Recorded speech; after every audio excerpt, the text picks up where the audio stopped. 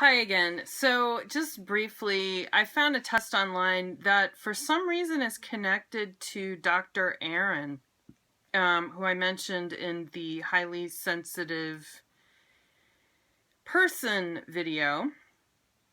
I don't know if this is connected to her or not because it's kind of new agey. But there's a questionnaire on this thing called empaths.com. I don't think it's scientific. I don't think it's medical in any way, shape, or form. But it's interesting, and the answer, when you click on the thing, when you click on the see my results, it's like super new agey, super duper hippy dippy new agey. I got Moon Goddess Empath. Moon Goddess Empath. Right on, man. So, yeah, okay, I'm a Moon Goddess Empath. I'll take it. I'll take it for 500, Alex. But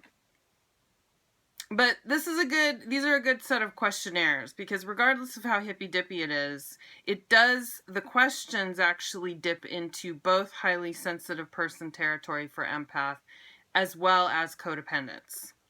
So this is where I can see how this would truly be connected to both the term highly sensitive person as well as codependent. So the question, I'll just read them out loud to you, but you can take the test on empath-test.com. But do you often feel the pain of others? Is one. You can pick up quickly if someone says one thing but means another. You feel drained after being around certain people for too long. You feel the same sensation or emotion around a specific person repeatedly. Being around certain people makes you feel sick. Your mood changes depending on who walks in the room. You get overwhelmed in situations where there are many people around. Emotions can be confusing. One minute you are feeling normal and the next you're feeling something else entirely and you don't understand why. You can influence the moods of those around you. Have you ever spent a lot of time with a person and noticed yourself talking or acting like them? People come to you when they have a problem. The energy of the ocean, forest, or nature is preferable to the city. You have to be near water. You feel physically or emotionally ill when seeing violent images in movies or on TV. You find yourself caring for or taking care of others more than yourself sometimes. Plants and animals have consciousness. So those are the questions, regardless of what you come up with on the test, if you decide to take the test. I don't think it really is as important as the questions themselves. Now, obviously, this definition of empath that I'm giving you is the New Age version, but it seems to correspond and seems to sort of concentrically circle itself within the terminology for codependent behavior as well as traits of highly sensitive people. So I can see why empath actually fits with this. But at the same time, it's rough because it's so punishing, and even the answers for this, for me, for the Moon Goddess super serious title, Moon Goddess Empath,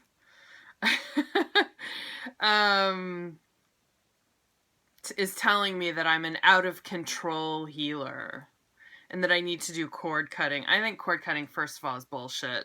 No offense, New Age healers, but I found that cord cutting doesn't really exist in my experience. That if you're supposed to have some kind of spiritual contract with someone, it will play itself out. That's just an aside. It will play it out, girl. It will play it out. So I don't really take a lot of investment in cords and cord cutting. I don't really think cords exist. There's history. There tends to be history from past lives that comes in, and we're usually here to learn about it, if you really want to get hippy dippy for a minute. But I digress. So, and then of course, the definition, once again, of the clinical definition of empathy, just to make sure I get this straight, is the ability to understand and share the feelings of another. That's the dictionary definition. So you can have both. You can feel the feelings of another. I know it's not just me that feels this. I've mentioned this in other videos, but I know other people who are telepaths. And I know other people who are empaths. And if you don't want to say that's psychic because it's an uncomfortable word and you don't think it's good, other than the fact that psychic just means of the mind, and it's thought to thought transference is really easy. It's not that hard. It's just, okay, I'm going to say a term I hate, but I'm going to use it in this context. The vibrational frequency is getting higher. So you caught me using a hippy-dippy term, even in a legitimate instance. But it's true, our vibrations they're different. Some people on the planet's vibrations really are changing, and I don't know what that is. I don't understand the mechanics of that, but something's happening with that worldwide. And I don't think it's the entire population, but I wouldn't be surprised if that 15 to 20% of highly sensitive people probably corresponds with a lot of empaths as well. So if you want to garner a number, maybe 15 to 20%. Okay, I'm getting way too deep into the hippy-dippy New Age theories and philosophizing. But I think the psychic definition of empath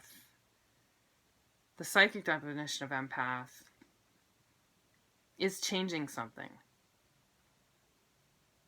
And maybe that has to do with consciousness. I don't know. Rupert Sheldrake might have something to say about that. That's all I got for now. I'm going to do more videos about the intersections of these three terms, because I don't see a lot of that online. I see it all getting glommed together, and I think the needs are different for each type of person. And if you have all three of those things or one or two of those things together, I think those are different needs than just lumping it all into one category and calling it all codependents or whatever. That's a danger. You shouldn't do that, because highly sensitive people are not codependents, and empaths are not necessarily codependents, but you can have codependency. All right. Sorry to beat a dead horse, but that's the truth, Roof. Thanks for your patience and time and goodness, and I hope you enjoyed this video. If you liked this series of videos, like, comment, and subscribe. And you can feel free to check out my website, anyabriggs.com, for information about hiring me for personal development coaching and intuitive consulting, aka my psychic practice. And it's a pretty cool website, so you should check it out anyway. No obligations. Bye. Thanks. See ya.